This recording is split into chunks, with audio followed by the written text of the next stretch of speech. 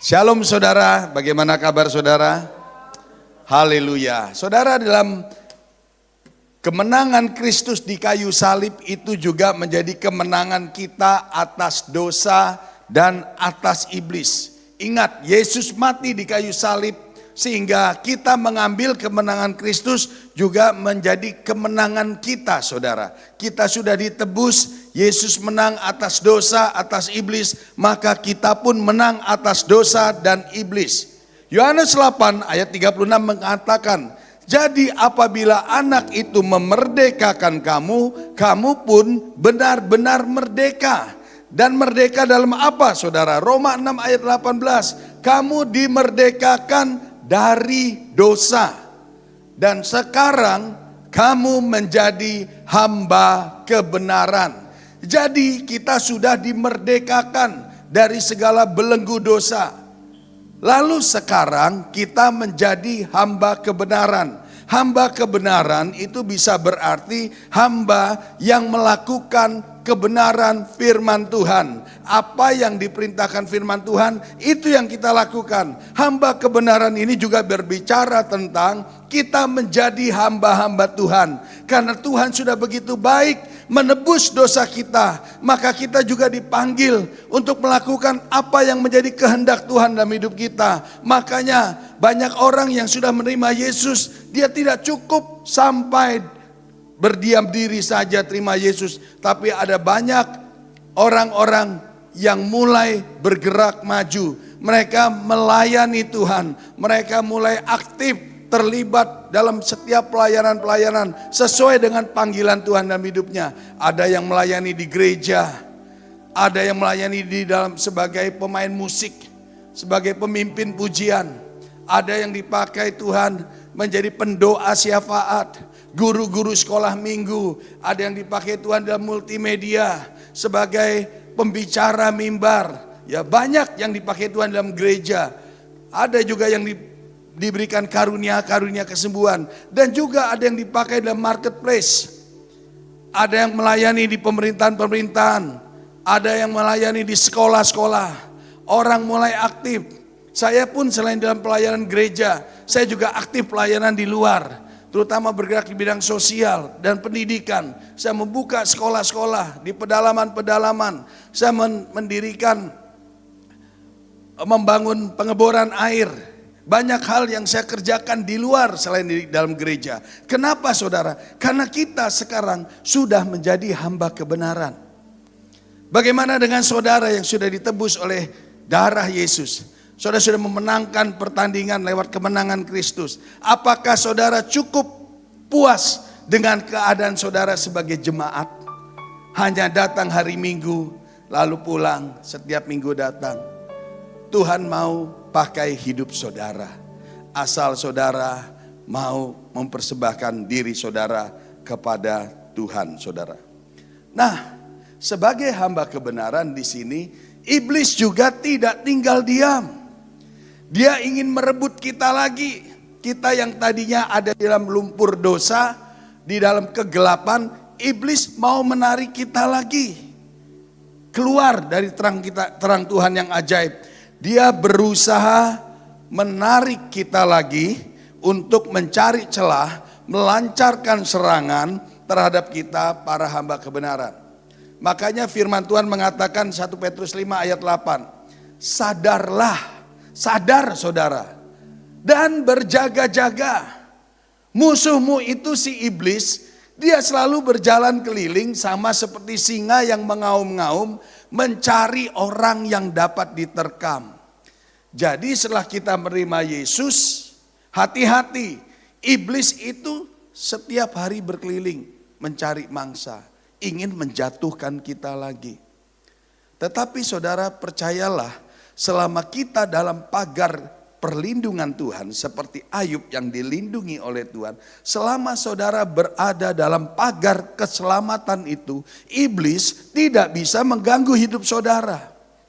Iblis tidak punya hak lagi atas hidup saudara untuk mengambil bagian, mengobok-ngobok hidup saudara, karena saudara ada dalam perlindungan Tuhan.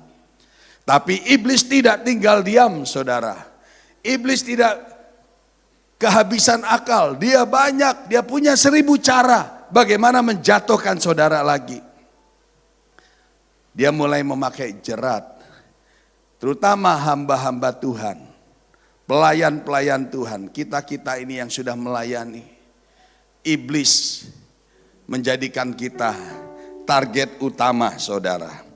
Nah, pada pagi hari ini kita akan menelanjangi apa sih strategi iblis yang membuat kita bisa jatuh lagi dalam dosa. Apa yang membuat strategi iblis yang membuat kita bisa kembali lagi ke dunia lama. Nah, mari kita lihat apa strategi iblis. Ada 3 strategi yang dipakai iblis untuk menyerang kita. Dalam 1 Yohanes 2 ayat 16 mengatakan, sebab semua yang ada di dalam dunia, yaitu keinginan daging dan keinginan mata, serta keangkuhan hidup, bukanlah berasal dari Bapa, melainkan dari dunia. Iblis mengambil semua yang ada dalam dunia ini untuk menjadi umpan buat saudara, supaya saudara jatuh lagi dalam dosa. Apa ketiga hal tersebut? Yang pertama bicara tentang keinginan daging. Yang kedua bicara tentang keinginan mata. Dan yang ketiga adalah keangkuhan hidup. Keinginan daging yaitu iblis menyerang tubuh kita melalui hawa nafsu kedagingan, yaitu kecemaran, perbuatan jinah, perbuatan cabul, pesta duniawi, narkoba, mabuk-mabukan, perjudian, merokok, dan lain sebagainya. Saudara sudah dibebaskan Tuhan, tapi iblis masih menawarkan itu lagi. Dan ternyata masih ada hamba-hamba Tuhan yang sudah melayani Tuhan masih jatuh dalam dosa yang seperti ini. Saudara, ini baru tingkat awal. Iblis memakai tingkat awal, yaitu keinginan daging.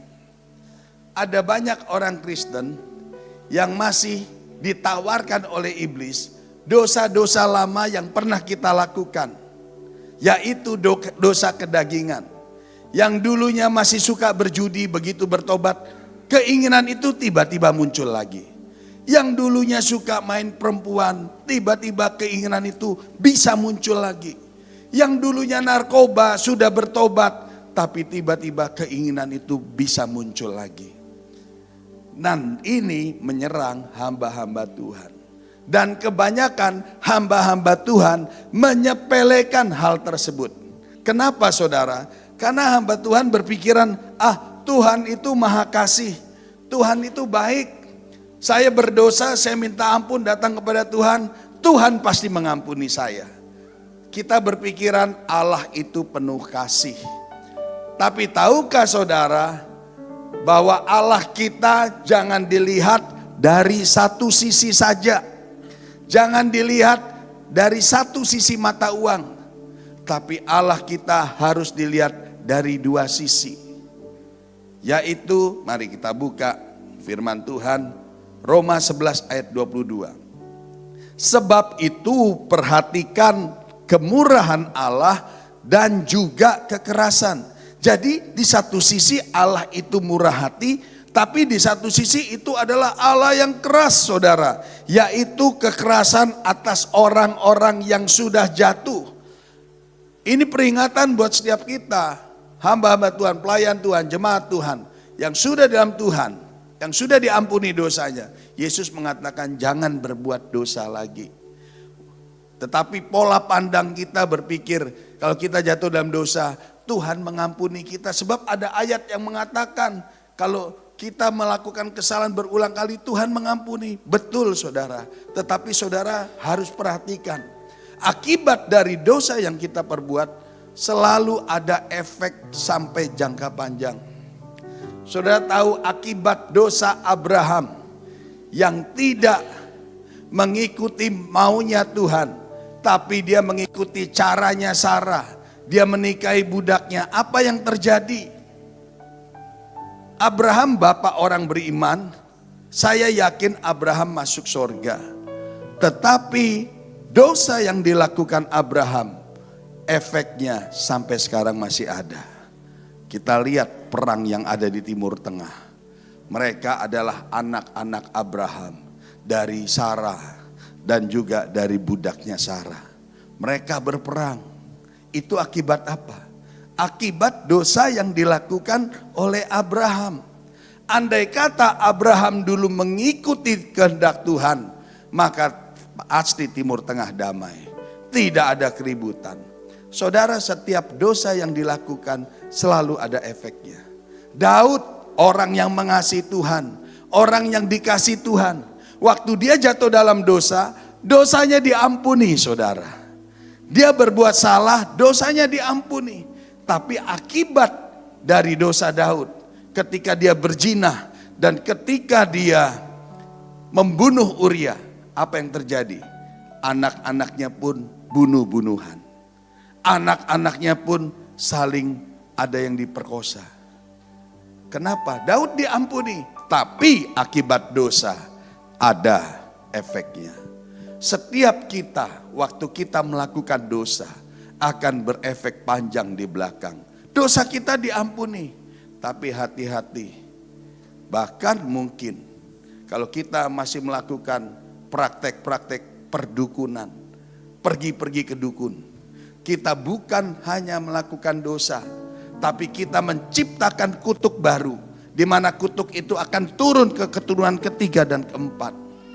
Makanya hati-hati, apa yang kita lakukan sekarang kita harus hati-hati. Karena efeknya mungkin, saya berzina, yang penting saya nggak merugikan keluarga saya nggak merugikan istri anak saya, biar dosa saya tanggung sendiri. Tidak bisa saudara, ternyata dosa itu terus turun ke bawah. Itu sebabnya hati-hati, jangan berpikir bahwa Tuhan kita Tuhan yang murah hati, tapi Tuhan kita juga Tuhan yang keras. Tuhan yang membalaskan kesalahan bapak kepada anak-anaknya sampai keturunan yang ketiga dan keempat. Dikatakan gini, sebab itu perhatikanlah kemurahan Allah dan juga kekerasannya, yaitu kekerasan atas orang-orang yang telah jatuh, tetapi atas kamu kemurahannya, yaitu jika kamu tetap dalam kemurahannya, jika tidak kamu pun akan dipotong sama Tuhan. Kita lihat lagi satu ayat lagi yang menyeramkan. Nahum 1. Nahum 1 ayat 1. Murka Tuhan. Tuhan itu Allah yang cemburu dan pembalas. Ayat 2. Perhatikan saudara. Tuhan itu Allah yang cemburu dan pembalas. Tuhan itu pembalas dan penuh kehangatan amarah. Tuhan itu pembalas kepada lawannya dan pendendam kepada musuhnya. Ayat 3. Tapi Tuhan itu panjang sabar dan kuasa.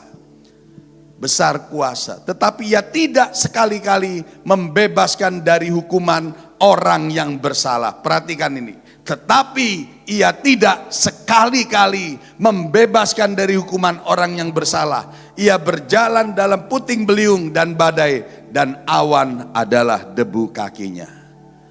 Makanya serem saudara. Jangan main-main lagi dalam dosa. Iblis itu punya tipu daya, tenang. Tuhan mengampuni.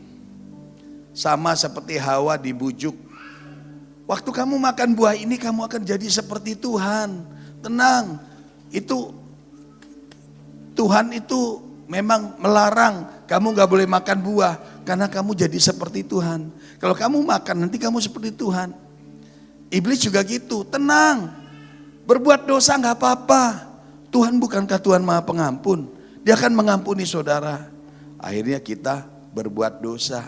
Habis berbuat dosa, Tuhan ampuni aku Tuhan, aku telah berbuat dosa. Kenapa saudara? Saya pernah terjebak dengan strategi iblis yang seperti ini. Dulu saya menganggap, oh Tuhan Maha Pengampun, walaupun sudah melayani, tapi waktu berbuat dosa minta ampun. Habis itu berbuat dosa lagi, minta ampun. Berbuat dosa lagi, minta ampun. Ingat, firman Tuhan mengatakan, Allah tidak mau dipermainkan. Apa yang ditabur orang, itu juga yang akan dituainya. Karena itu kalau kita sudah ditebus, hendaklah setiap kita hidup di dalam kekudusan. Nah, saudara, yang kedua, kalau level pertama saja saudara sudah jatuh, bagaimana level-level yang berikutnya? Level kedua, di mana iblis menjebak kita, yaitu lewat keinginan mata. Keinginan mata. Keinginan mata ini dia menyerang tubuh dan jiwa kita melalui indera penglihatan kita. Saudara, manusia ini, kita ini terdiri dari tubuh, jiwa, dan roh. Tadi yang pertama yang diserang adalah tubuh kita lewat dosa kedagingan.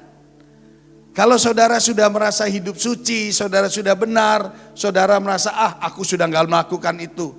Ingat, iblis masuk dalam strategi yang kedua, lewat keinginan mata. Dia menyerang tubuh dan jiwa kita melalui indera penglihatan. Jadi yang diserang sekarang ini adalah jiwanya, bukan tubuh lagi, jiwanya lewat pornografi.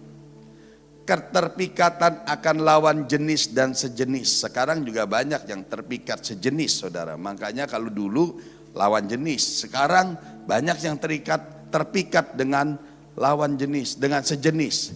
Keterpikatan akan gaya hidup hedon, atau istilah slangnya sekarang flexing, bergaya, ya saudara.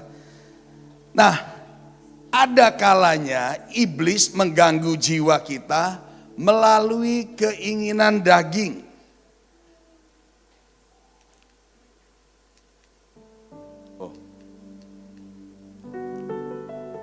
Nah, saudara, ada kalanya iblis mengganggu jiwa kita melalui keinginan mata untuk membuat kita jatuh dalam kedagingan. Jadi, iblis menjatuhkan, membuat kita jatuh dalam dosa lewat apa, saudara? Lewat jiwa kita melalui keinginan mata. Ngerti ya saudara ya? Lewat mata, jiwanya terganggu, masuk dalam pikiran, dan akhirnya jatuh dalam dosa. Nah, kita lihat gangguan iblis atas jiwa seseorang dapat mempengaruhi apa? Jiwa ini bicara tentang apa sih saudara? Perasaan kita, pikiran kita, kehendak kita, itu jiwa. Ya, perasaan ini bicara tentang suasana hati kita. Pikiran ini bicara tentang pola pikir kita. Dan kehendak ini bicara tentang perilaku. Perilaku ada tindakan atau aktivitas yang dilakukan oleh seseorang sebagai respon terhadap stimulus atau rangsangan dari luar. Itu perilaku, saudara. Nah, suasana hati yang negatif akan mempengaruhi pola pikir menjadi negatif. Dan akan melahirkan perilaku yang negatif. Jadi, lewat penglihatan mengganggu hati kita. Kalau hati kita negatif, nanti pola pikirnya jadi negatif. Akibatnya apa? Outputnya, perilaku kita juga negatif. Markus 7 ayat 21-22. Sebab dari dalam hati orang, perhatikan, dari dalam hati orang timbul segala pikiran jahat, percabulan, pencurian, pembunuhan, perzinahan, keserakahan, kejahatan, kelicikan, hawa nafsu, iri hati, hujat, kesombongan, kebebalan. Pikiran jahat itu dimulai dari hati kita, saudara. Nah, suasana hati berawal dari apa yang dilihat oleh mata. Suasana hati. Jadi iblis nyerang yang pertama keinginan daging, yang kedua keinginan mata. Nah, lewat keinginan mata dia ganggu jiwa kita. Ya, suasana hati berawal dari apa yang kita lihat. Contoh, waktu seseorang lihat wanita cantik gambar porno. Tadinya gak kepengen apa-apa saudara. Gak kepengen. Tapi tiba-tiba waktu buka gadget, ada gambar porno. Ada gambar wanita seksi. Dari iseng-iseng.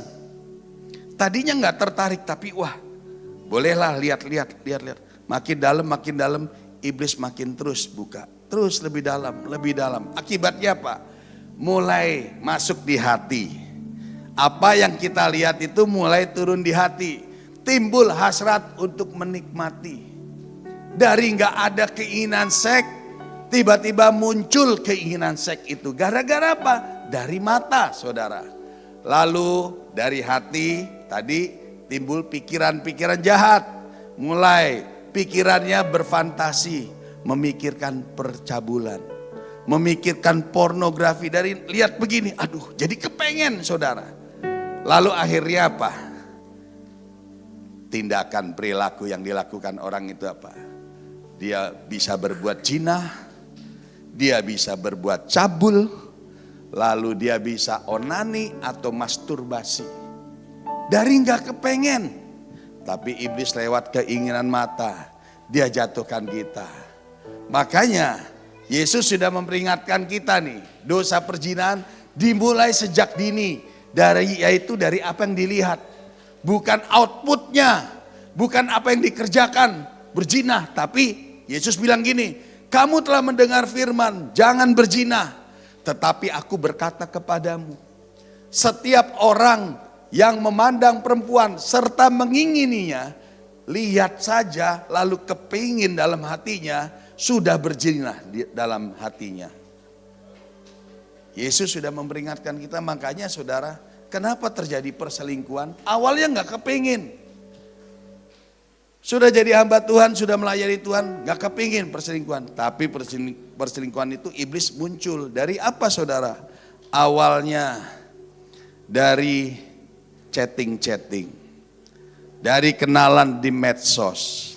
Iseng-iseng. Boleh kenal kak, namanya siapa? Mulai. Lalu mulai lebih dalam lagi. Mulai tanya ya. Nah kemudian akhirnya apa? Timbul hasrat mencintai. Wah baik ya ini orang ya.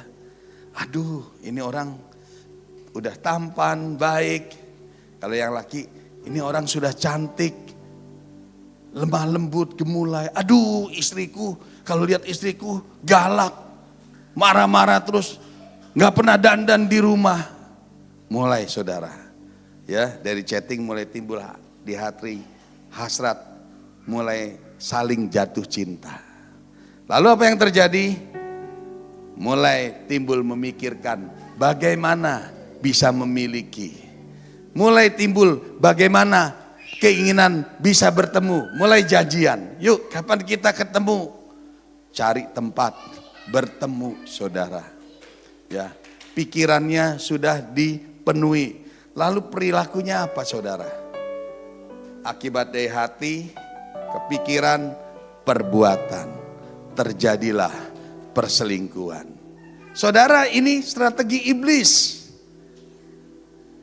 Strategi iblis. Makanya Yesus mengingatkan, hati-hati. Kalau engkau lihat perempuan dan mengingini saja, ini juga berlaku untuk wanita yang sudah bersuami. Kalau engkau lihat laki-laki dan mengingini, engkau juga sudah berzina. Itu peringatan Tuhan. Jadi saudara, ini modusnya iblis, ya.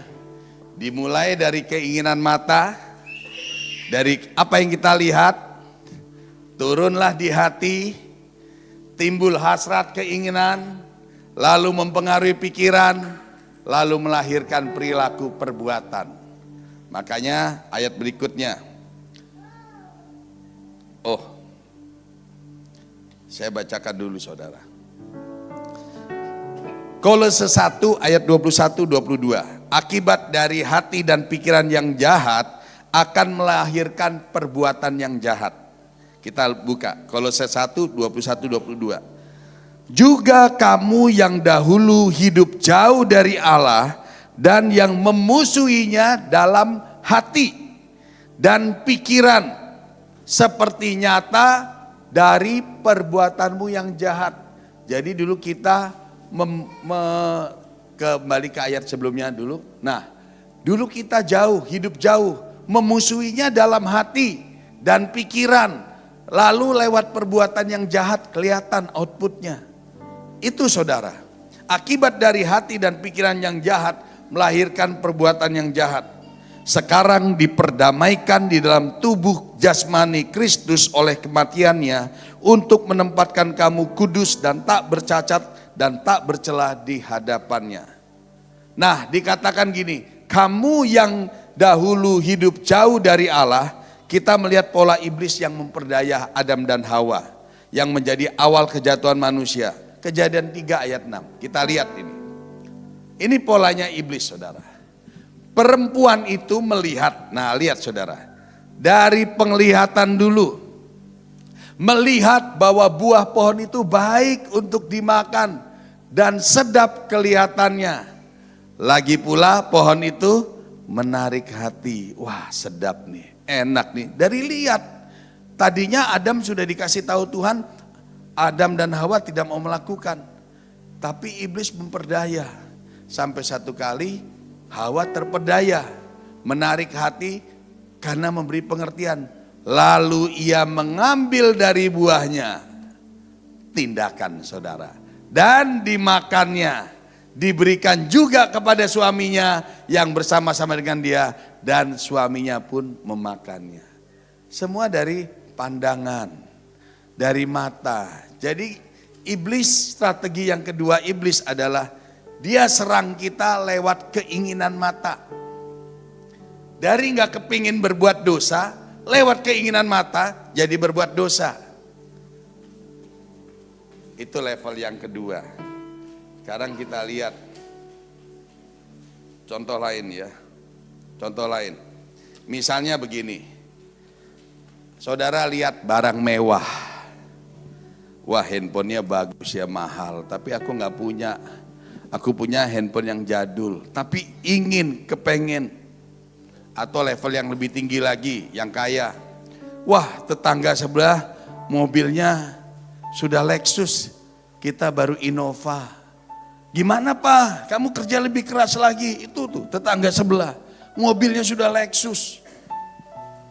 Dia kerjanya santai tapi duitnya banyak. Papa kerja dari pagi sampai malam. Tapi cuma dapatnya, ayo Pak kalau ada kesempatan ambil. Nah, dari keinginan mata istrinya, suaminya mulai dirayu-rayu.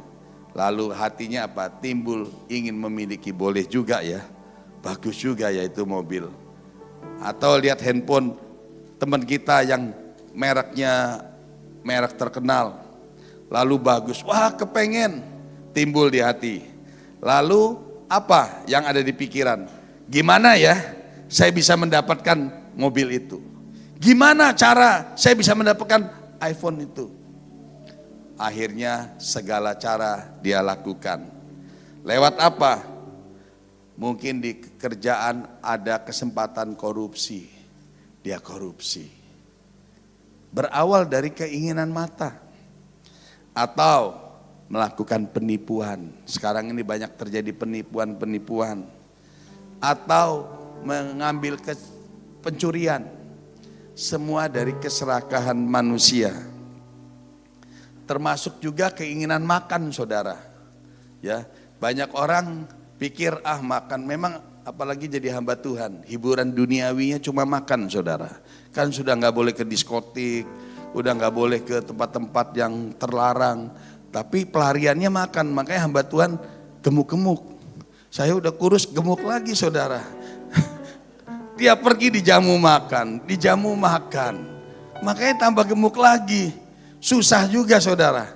Nggak kepengen makan, ayolah dikit, ini enak kok. Makan lagi, kemarin juga gitu, masih kenyang, diajak lagi sama ketua BPD, udah minum es lagi, kayaknya es campur, tapi kan waduh itu mengandung kolesterol saudara. Keterpikatan dari apa? Nggak kepengen. Dari nggak kepengen tiba-tiba lihat makanan, ih babi panggangnya enak loh. Perutnya udah kenyang saudara, bolehlah coba. Begitu dirasa, wih enak, nambah saudara. Padahal udah kenyang. Mendingan kalau saya nggak lihat makanan deh. 24 jam juga nggak lapar. Tapi kalau lihat makanan, walaupun sudah kenyang, pengen makan. Itulah yang namanya keinginan mata saudara. Nggak bisa dipungkiri. Iblis menjebak di situ, makanya hati-hati. Ada Alkitab firman Tuhan mengatakan jangan terlalu saleh dan jangan terlalu berhikmat. Mengapa engkau mau mati sebelum waktumu? Banyak orang mati gara-gara kolesterol, gara-gara darah tinggi. Karena penyakit makanan.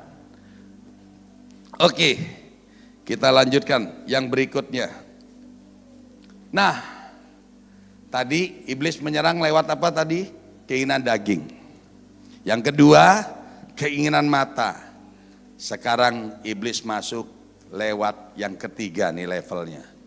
Dan ini yang tidak disadari banyak orang-orang Kristen termasuk hamba-hamba Tuhan, pelayan-pelayan Tuhan jatuh di sini. Keangkuhan hidup. Keangkuhan hidup ini menyerang jiwa kita. Kalau tadi keinginan daging dan keinginan mata menyerang tubuh dan jiwa. Tapi kalau keangkuhan hidup yang diserang jiwa kita bukan daging lagi, tapi jiwa kita saudara. Keangkuhan hidup berbicara tentang apa? Orang yang gak mau diproses oleh Tuhan. Atau orang yang keras kepala dan sulit untuk diubahkan Tuhan. Ini jiwanya udah benar-benar batu saudara. Sudah jadi orang Kristen tapi angkuh sekali. Tidak mau diproses sama Tuhan. Nah, orang yang begini biasanya rentan terhadap 5 jenis penyakit hati yang berbahaya. Ya, bulan lalu saya pernah bahas itu ya. Kita lihat. Sakit hati. Nah, kita lihat modusnya iblis. Sesungguhnya orang bodoh dibunuh oleh sakit hati dan orang bebal dimatikan oleh iri hati. Kita pikir kita sudah tidak berzina, tidak dosa yang pertama, kedua tadi kita sudah lewat lolos. Ya, kita tidak lagi suka akan duniawi, hidupnya kudus, tapi lupa orang Kristen diserang lagi di sini lewat hatinya. Makanya firman Tuhan mengatakan jagalah hatimu dengan segala kewaspadaan. Karena dari situ terpancar kehidupan. Jadi iblis lewat hati nih. Orang Kristen begitu diserang hati banyak yang sakit hati. Makanya Pastor Thomas suka bilang banyak hamba-hamba Tuhan sakit jiwa. Bukan gila saudara. Sakit jiwa itu artinya jiwa saudara sedang bermasalah. Jiwa saudara sedang sakit, karena apa? Diganggu oleh iblis. Makanya kalau saudara nggak tahu, saudara akan terjebak dan saudara akan jatuh. Contoh ya, sakit hati, melihat dirinya dirugikan. Bergesekan dengan teman atau dengan pemimpin saudara, ya. Mulai hatinya apa? Timbul sakit hati. Amarah, tersinggung. Kan banyak orang Kristen, saya pelayanan saudara, pegang satelit. Ini udah berdamai-damai, berantem lagi, salah paham, hal yang sepele. Sedih saya. Apalagi biasanya terjadi itu setelah ada KKR, ada camp pemulihan. Habis itu rupanya iblis pakai serangan balik. Kemarin saya baru KKR di satu kota di Sumatera Utara. Abis itu pengurusnya berantem saudara. Bingung saya. Hal yang sepele-sepele cuma salah paham. Tersinggung. Banyak orang Kristen tersinggung saudara. Pemimpinnya ngomong begini. Lu kok nyuruh-nyuruh gua sih? Emang gua budak lu? Nah saudara, banyak orang Kristen sombong gak mau dirubah. Angkuh. Itulah bicara tentang keangkuhan hidup. Ya, timbul sakit hati, marah, tersinggung, lalu mulai memikirkan perlawanan, pembalasan. Wah, kurang ajar nih, aku nggak suka sama orang itu. Di pikiran nih saudara, Perbuatannya apa? Udah didiemin, ngambek, ya. Ditanya sama pemimpin, diem. Ya, ada orang tindakan memusuhi, membenci, berseteru, merusak karakter. Tahu nggak, Pastor Thomas tuh begini-begini, karena dia habis diomelin, kesel dia. Lalu dia cerita, aduh Pastor Thomas tuh orangnya begini-begini. Benar nggak saudara? Saya mau tanya, siapa di antara kita di sini yang belum pernah sakit hati? Angkat tangan. Yang belum pernah? Wih, menger. Menger saudara, tahu nggak menger saudara? Mengerikan. Mengerikan saudara. Bagaimana mungkin kita bisa masuk surga kalau kita ternyata jatuh di sini? Benar kan saudara? Iblis masuk lewat sini. Sesungguhnya orang bodoh dibunuh oleh sakit hati. Dan orang bebal dimatikan oleh iri hati. Saudara, saya ngomong begini bukan berarti saya nggak pernah. Saya juga pernah saudara. Tapi saya belajar. Ini strategi iblis. Jangan lagi kita terjebak dalam hal ini. Makanya harus hidup dalam firman. Firman Tuhan mengatakan, jagalah hatimu. Hei, jaga hatimu. Dengan segala kewaspadaan. Karena di hatimu itulah timbul sumber kehidupan. Orang yang sakit hati itu gak enak saudara. Kadangkala orang yang sakit hati itu nimbun di hati berlama-lama. Akibatnya apa? Ada penyumbatan. Dari masalah rohani ke masalah jasmani. Timbul sakit hati, timbul kebencian, akhirnya timbul sel-sel kanker. Makanya banyak orang penyakit itu dilihat dari kehidupannya. Gampang, cara mendeteksi orang yang bermasalah gampang. Lihat celahnya di mana orang itu buat. Apakah dia dosa dalam kedagingan? Ataukah dia dalam dosa jiwa? Misalnya ada orang kanker. Masih suka merokok enggak? Oh udah enggak. Masih suka berzina? Enggak. Oh gitu. Kamu sakit hati enggak sama orang? Iya Pak. Wah kena di sini. Makanya ada orang bisa penyakit kanker karena sakit hati. Ada kalanya orang nyakitin ngomong sama saudara, dia mungkin merasa ngomong biasa-biasa aja. Tapi saudara, orang itu diomongin saudara tersinggung. Wah nyuruh-nyuruh, padahal yang nyuruh ini biasa. Ya dia juga nggak menyadari kalau dirinya menyinggung orang itu. Dia asal, kamu tolong dong beliin rokok misalnya. Nggak jangan rokok lah. Kamu itu nggak rohani banget saudara. Tolong kamu ambilin minum itu buat pembicara itu. Lalu, lu siapa sih nyuruh-nyuruh gua? Dengan ngedumel diambilin minum, tapi hatinya kesel. Disimpen. Yang nyuruh habis itu ya biasa, karena dia nggak punya pemikiran untuk menyakiti, biasa aja. Tapi yang disuruh nih sakit hati. Berhari-hari, berminggu-minggu. Kurang ajar nih Pak Herson nyuruh-nyuruh gua nih. Waduh panas. Disimpen terus saudara. Pak Hersonnya biasa aja. Hehehe. Ketawa aja saudara. Gak tahu kalau dia sudah membuat orang sakit hati. Yang rugi siapa saudara? Yang rugi orang yang sakit hati itu. Dipelihara. Pak Hersonnya mah biasa-biasa aja saudara. Nah rugi kalau kita menyimpan. Buang segala sakit hati. Bulan lalu kan saya pernah kasih ilustrasi. Ada supir taksi, ya hampir tabrakan. Yang salah itu yang mau nabrak, tapi dia lebih galak. Dia marah-marah, dia maki-maki. Tapi supir taksinya menolak. Supir taksinya lambaikan tangan tersenyum. Kenapa? Dia nggak mau terima sampah dari orang itu. Coba kalau diladenin. Jadi saudara, ada pendeta dikata-katain di WA. Dikata-katain anjing, binatang saudara. Lalu dia tanya, kalau Anda memberi saya uang, lalu saya menolak uang Anda, uang itu milik siapa? Masa kamu gitu aja gak tahu anjing? Ya uang itu jadi milik saya.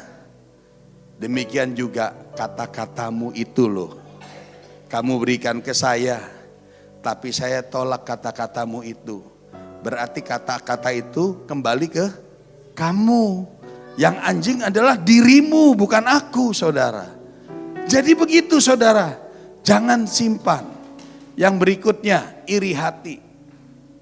Hati yang tenang menyegarkan tubuh, tetapi iri hati membusukkan tulang. Dari mana nih? Biasanya kita melihat ada orang berhasil, sukses, dipakai Tuhan luar biasa, mencapai sesuatu. Kita lihat keberhasilan orang, kita mulai iri hati. Kita mulai dengki sama orang itu, ya kan? Gara-gara dari lihat, di hati muncul, lalu pikiran melihat sisi negatif orang itu, dicari-cari. Apalagi kalau selebritis terkenal yang di medsos, wah dia begitu dipuja-puja, kita iri hati. Tapi begitu lihat dia jatuh, wah dia senang. Padahal hamba Tuhan itu gak kenal saudara. Tapi kenapa saudara membenci dia? Padahal hamba Tuhan itu gak pernah menyakiti saudara. Kenapa saudara membenci dia? Karena saudara iri hati sama dia. Saudara dengki, lihat dia sukses dipakai luar biasa, kita dengki. Akhirnya tindakan kita menjelek-jelekan orang tersebut. Fitnah, gosip. Ingat saudara, dari mata masuk di hati, di pikiran, perilaku, tindakan. Nah kita lihat yang berikutnya.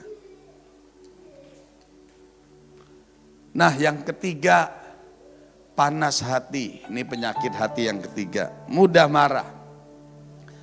Mazmur 37. Berhentilah marah dan tinggalkanlah panas hati itu. Jangan hanya membawa kepada kejahatan. Panas hati saudara, yang lagi viral apa nih saudara di media sosial? Ada seorang pengusaha Surabaya, lihat anaknya seolah-olah dibully sama temennya, dikatakan rambutnya kayak anjing pudel. Lalu bapaknya marah, emosi, dia bawa algojo, ya timbul panas hati. Ya lihat anaknya dirugikan, timbul panas hati saudara. Wah kurang ajar, dia nggak tahu bapaknya siapa. Angkuh saudara, ini bicara keangkuhan hidup, sombong. Dia nggak tahu, ya mulai memikirkan pembalasan. Lalu tindakannya apa? Dia samperin anak itu. Berlutut, berlutut. Habis itu apa? Menggonggong. Sombong saudara. Marah, jangan marah, itu hanya membawa kepada kejahatan. Akibatnya kena pasal kejahatan, masuk penjara sekarang saudara. Gara-gara apa? Panas hati. Yang keempat, tinggi hati, sombong. Setiap orang yang tinggi hati ada kekejian bagi Tuhan. Hati-hati loh, orang sombong itu kekejian bagi Tuhan. Sungguh ia tidak akan luput dari hukuman. Kita pikir kita sudah jadi Kristen, kita sudah melayani Tuhan, tidak berzina, tidak berbuat cabul, tidak judi, tidak merokok lagi, hidup benar. Tapi sombong rohani saudara, wah saya hebat ini, saya dipakai Tuhan, lihat apa yang saya kerjakan, saya tiap doain orang sembuh, hebat gak saya? Lihat saudara, ia tidak akan luput dari hukuman. Iblis pinter, dagingnya dia kuat, keinginan mata dia kuat, diseranglah hatinya, sombong, melihat dirinya hebat, punya kemampuan lebih, atau kaya. Apa kata orang tentang dirinya? Wah sekarang Pak Herson dipakai Tuhan ya, luar biasa. Dahsyat, wah Pak Herson mulai berbunga-bunga. Tapi saya yakin Pak Herson gak begitu saudara ya. Ini contoh. Mulai timbul, nah di sini timbul kesombongan, kepentingan diri sendiri. Mulai mengharapkan pujian dalam pikiran kita. Lalu perbuatan menceritakan tentang banyak hal tentang dirinya. Oh kalau gak ada saya gak bisa. Kenapa saudara? Saya dulu juga pernah terjebak dalam hal ini. Dalam pelayanan juga pernah terjebak. merasa diri hebat, merasa diri, wah saya sudah melakukan ini ya, saya sudah kemana-mana, saya sudah jadi berkat.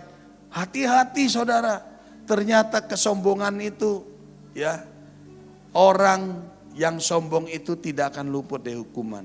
Makanya saya belajar juga, saya pelayanan sudah cukup lama saudara. Saya pernah ngalamin yang namanya sombong rohani, pernah ngalamin yang namanya jatuh dalam dosa, pernah ngalamin yang namanya suam-suam. Tapi sekarang kalau saya bisa melayani semata-mata karena anugerah Tuhan. Apa yang kita layani, kita mau mempersiapkan diri buat kekekalan saudara.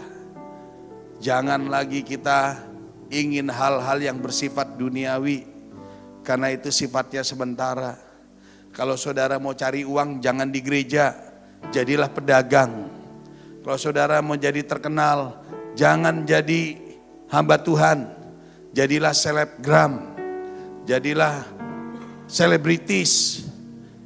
Kalau saudara mau punya kedudukan, pangkat, jangan di gereja, jadilah politikus. Bisa jadi menteri, bahkan bisa jadi presiden. Tapi kalau di gereja, bila kita tujuannya mau masuk surga. Amin saudara. Yang kelima, penyakit hati yang kelima. Jika engkau tawar hati pada masa kesesakan, kecillah kekuatanmu. Yang kelima saudara, lihat keadaan diri kita. Mungkin kita sakit, kita ada masalah, doa sama Tuhan. Kenapa ya Tuhan gak tolong saya? Kenapa kok Tuhan yang lain dijawab? Kenapa saya gak dijawab? Kenapa Tuhan kejam sama saya? Mulai timbul tawar hati, mulai putus asa. Akhirnya pikirannya, kayaknya saya doa, sudah beberapa hamba Tuhan doain saya gak ngalamin mujizat. Mulai ada jalan pintas. Saya dengar di sana ada paranormal terkenal loh, ada dukun hebat loh. Mulai putus asa. Perbuatannya apa? Tindakan meninggalkan Tuhan, murtad, melakukan tindakan bunuh diri. Ini saudara, ini penyakit hati di mana iblis itu bisa masuk di sini. Nah saudara, seringkali sebagai hamba kebenaran, kita tidak menyadari kalau ada gangguan sangat serius dengan jiwa kita. Kita terus melayani tanpa menyadari bahwa sebenarnya jiwa kita sedang sakit dan rohani kita sedang dalam keadaan tidak baik. Jangan saudara berpikir hidup saudara diberkati, hidup saudara dipakai Tuhan. Saudara merasa diri, oh saya gak sakit. Banyak orang sakit. Sakit apa? Mungkin saudara dipakai Tuhan. Tuhan sayang, diberikan karunia, tapi saudara jatuh dalam dosa kesombongan. Gak menyadari saudara. Kita pikir kita sudah hidup suci karena sudah tidak melakukan dosa kedagingan lagi. Namun kecolongan, ternyata kita sakit jiwa. Hati kita kotor. Sekarang kita mau check up rohani ya saudara ya. Kita check up rohani sekarang. Kan ada check up jasmani. Kadang-kadang kita merasa begini, sehat-sehat. Begitu check up ternyata, wah kolesterol saya tinggi. Oh darah tinggi. Beberapa waktu yang lalu, dengar gak kesaksian Philip Mantopa? Hamba Tuhan yang hebat. Merasa sehat. Begitu check up ternyata ada kanker di ginjalnya. Loh dia sehat-sehat aja. Ternyata, oh di tubuhku ada penyakit. Saudara mungkin kita merasa sehat-sehat aja. Tapi saudara saya sarankan perlu check up rohani. Check up jasmani. Karena waktu check up, waduh gula saya mulai ketinggian nih. Waduh saya darah tinggi. Jadi kita bisa berjaga-jaga. Nah rohani sekarang kita check up juga saudara. Coba apakah kita sudah tidak melakukan ini lagi? Ya kita lihat. Perbuatan daging telah nyata yaitu percabulan. Mungkin saudara, aku udah gak cabul, aku udah hidup kudus. Kecemaran, hawa nafsu, oh sudah enggak. Penyembahan berhala, enggak. Sihir, dukun, enggak. Nah, yang berikutnya, berseteru. Apakah ada di antara saudara yang masih berseteru sekarang? Berselisih. Ada yang masih suka berantem sesama orang Kristen? Banyak saudara. Iri hati. Amarah. Coba, ada nggak yang kebal ini saudara? Kepentingan diri sendiri. Percideraan. Roh pemecah. Di gereja banyak roh pemecah. Kedengkian. Kemabukan. Pesta pora dan sebagainya. Terhadap semuanya itu kuperingatkan kamu seperti yang telah kubuat dahulu. Bahwa barang siapa melakukan hal yang demikian, ia tidak akan mendapat bagian dalam kerajaan Allah. Menger saudara. Menger. Kenapa? Ternyata saudara kalau lapor polisi, Pak, itu Nova Pak, dia ada dengki sama saya. Polisi nangkep nggak? Menjarain nggak? Diketawain sama polisi. Itu urusan lu. Lu mungkin nggak benar kali sehingga didengki sama dia. Enggak saudara. Tapi Alkitab mengatakan, barang siapa melakukan hal yang demikian, apa saudara? Ia tidak akan mendapat bagian dalam kerajaan Allah. Coba saya mau tanya di sini, siapa yang masih suka berseteru? Angkat tangan. Udah pada nggak berantem. Siapa yang masih suka berselisih? Ngaku dosa, diampuni saudara. Bersih semua. Iri hati, siapa yang masih iri hati angkat tangan. Yang angkat tangan dosa dia. Masih ada tuh ada yang ngaku dosamu diampuni. Ya. Kemudian masih suka marah. Siapa boleh angkat tangan? Banyak. Ngeri lu saudara. Kalau banyak itu di bawah apa? Barang siapa melakukan hal yang demikian, ia tidak dapat mendapat bagian dalam kerajaan sorga. Wah, ya, saya pun juga masih perlu belajar saudara. Kita ini perlu belajar banyak hal, ya. Pesta pora di sini bukan berarti pesta pernikahan, pesta ulang tahun, bukan saudara. Pesta pora ini misalnya ganja, mabok-mabokan, pesta seks, itu pesta pora saudara. Kita lihat check up yang berikutnya. Atau sebenarnya banyak ayat-ayatnya, tapi 2 ayat ini saja. Atau tidak tahukah kamu bahwa orang-orang yang tidak adil tidak akan mendapat bagian dalam kerajaan Allah. Jangan sesat, orang cabul, penyembah berhala. Ini bicara apa saudara? Siapa yang masih suka ke dukun? Siapa yang masih suka ke paranormal? Siapa yang masih suka simpen jimat-jimat? Udah Kristen tapi masih punya jimat-jimat. Ini sama juga dengan penyembahan berhala. Orang berzina, banci, pemburit, pencuri, orang kikir. Ada juga orang kikir saudara. Kita pikir kita udah hidup bener, tapi pelit. Gak masuk surga juga lu saudara. Serem juga ya firman Tuhan ya. Pemabuk, pemfitnah, penipu tidak akan mendapat bagian dalam kerajaan Allah. Makanya biarlah setiap kita mulai menyadari. Kolose 3 ayat 8. Tetapi sekarang buanglah semuanya ini, yaitu marah, geram, kejahatan, fitnah dan kata-kata kotor yang keluar dari mulutmu. Saudara, banyak hamba-hamba Tuhan yang tidak menyadari dosa seperti ini. Makanya ada satu tulisan yang mengatakan gini. You call me God, but you don't serve me. You call me the way, but you don't follow me. You call me teacher, but you don't listen to me. You call me the truth, but you don't believe me. You call me the light, but you don't see me.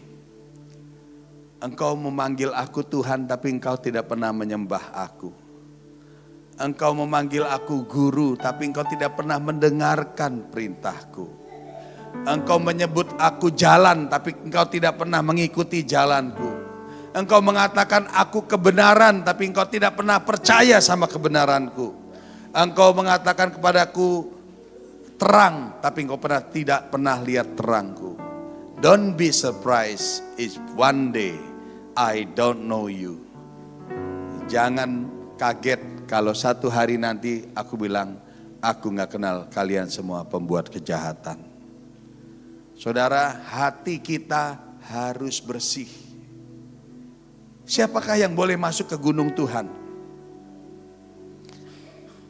Siapakah yang boleh naik? Mazmur 24 ayat 3-6. Siapakah yang boleh naik ke atas gunung Tuhan? Siapa yang boleh berdiri di tempat yang kudus? Orang yang bersih tangannya dan murni hatinya, yang tidak menyerahkan dirinya kepada penipuan dan tidak bersumpah palsu. Dialah yang akan menerima berkat dari Tuhan dan keadilan dari Allah yang menyelamatkan dia. Itulah angkatan orang-orang yang menanyakan dia dan yang mencari wajah Tuhan. Ini nggak bisa ya. Oke. Nah, saudara, kalau saudara datang ke gereja, saudara berdoa, tapi hati saudara nggak benar, nggak akan menerima berkat Tuhan. Coba tayangkan dulu Mazmur 24. Mazmur 24, perhatikan ayat ini, ayat 3-6. Mazmur 24, ayat 3. Perhatikan ayat ini. Siapakah yang boleh naik ke atas gunung Tuhan? Siapakah yang boleh berdiri di tempat yang kudus? Bukankah rumah Tuhan ini ada tempat yang kudus? Bukankah saudara pergi berdoa ada tempat yang kudus? Lihat di berikutnya. Orang yang bersih tangannya dan murni hatinya, yang tidak menyerahkan dirinya kepada penipuan dan tidak bersumpah palsu, yang tidak pakai topeng, tapi hatinya murni. Jangan kita pergi ke gereja tapi iri hati, ada kedengkian, ada panas hati, ada sakit hati, berarti hatinya tidak murni, saudara. Apa selanjutnya kita lihat? Dialah yang akan menerima berkat dari Tuhan dan keadilan dari Allah yang menyelamatkan dia. Saudara boleh pergi ke gereja, saudara boleh datang, gereja ini terbuka. Tapi kalau saudara datang dengan hati yang tidak murni, dengan sakit hati, dengan kebencian, saudara tidak akan menerima berkat dari Tuhan.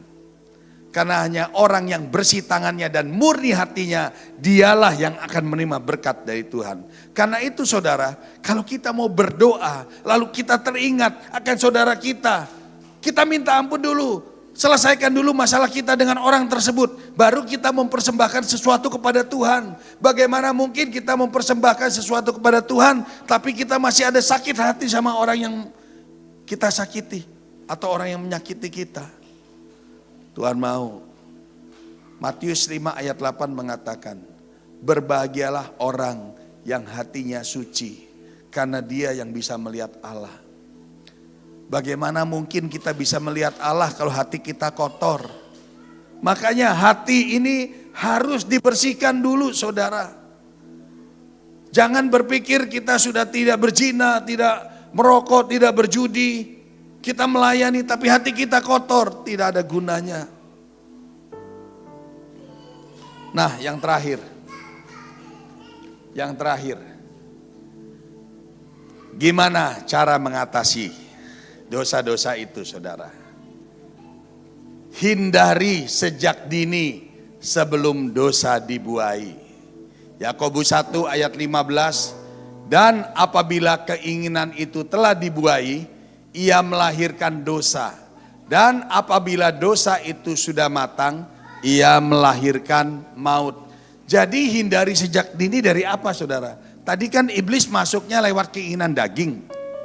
Keinginan daging saudara udah lewat. Yang kedua keinginan mata. Nah, baru muncul di mata, lihat, langsung saudara palingkan. Supaya tidak sampai turun ke hati, kepikiran, lalu tindakan. Misalnya, waktu lihat gambar porno, wah muncul nih di iklan. Udah cepet tinggalin, saudara. Jangan iseng-iseng. Karena waktu kita iseng-iseng akan keterusan. Udah jatuh di hati, udah bahaya. Naik lagi ke pikiran, sudah berbahaya. Belajarlah seperti Yusuf, istri Potifar berkali-kali mengganggu Yusuf. Mungkin istri Potifar sudah berpakaian seksi, tapi Yusuf selalu lari. Sampai satu hari ketika timbul nafsu dari istri Potifar, mungkin dia sudah buka semuanya. Dia ingin mengganggu Yusuf, tapi apa yang terjadi? Yusuf lari. Coba andai kata Yusuf, istri Potifar buka baju, Yusuf diam di tempat, jatuh nggak saudara? Pasti akan jatuh. Tapi dia lari. Makanya cara mengatasi kalau saudara menghadapi hal-hal seperti itu, dari awal begitu lihat ada hal yang gak benar, langsung pikirannya jangan pikirkan itu. Jangan sampai masuk di hati saudara, karena itu berbahaya. Yang kedua, yang berikutnya, cara mengatasi, bentengi pikiran kita dengan pikiran Kristus atau firman Allah. Yang membuat kita pintar itu firman Tuhan. Yang membuat kita diberkati itu firman Tuhan. Saudara tahu kenapa bangsa Israel itu sangat diberkati Tuhan? Pengetahuannya luar biasa. Di Timur Tengah semuanya padang gurun, tapi di Israel hijau. Persenjataannya lengkap, luar biasa, dikeroyok sama negara-negara Timur Tengah, dibom sana sini, tapi tetap kuat. Kenapa? Mereka itu merenungkan firman. Mereka itu taat sama firman Tuhan. Makanya saudara, kami mematahkan setiap siasat orang dan merubuhkan setiap kubu yang dibangun oleh keangkuhan manusia untuk menentang pengenalan akan Allah. Kami menawan segala pikiran dan menaklukkan kepada Kristus. Baca firman Tuhan setiap hari. Diisi. Saya merasakan kok kalau kita baca firman Tuhan tiap hari, ya itu seperti vitamin hidup kita. Sepertinya dibawa Tuhan, dijauhkan dari segala kejahatan, diberkati, jalan kita ditunjuk, dituntun sama Tuhan. Mungkin saudara baca firmannya, saudara nggak ngerti, tapi baca aja. Nanti Tuhan akan menuntun. Yang ketiga, yang terakhir, disiplin diri. Latihlah dirimu beribadah. Tapi aku melatih tubuhku dan menguasai seluruhnya, supaya sesudah memberitakan Injil kepada orang lain, jangan aku sendiri ditolak. Latih beribadah. Kalau minggu disempat-sempatkan ke gereja dulu. Itu bukan untuk kepentingan gereja saudara. Itu untuk kepentingan diri kita. Bangun tidur, begitu bangun, ngucap syukur dulu, doa sebentar sama Tuhan. Itu mendisiplinkan diri. Baca Alkitab. Saudara kalau badan saudara lemah, olahraga juga gak salah. Itu mendisiplinkan diri saudara. Banyak hal yang kita bisa gunakan untuk mendisiplinkan diri. Supaya kalau hidup kita disiplin, hidup kita teratur. Maka saya yakin dan percaya kita bisa menjaga hati kita dari segala pengaruh serangan kuasa.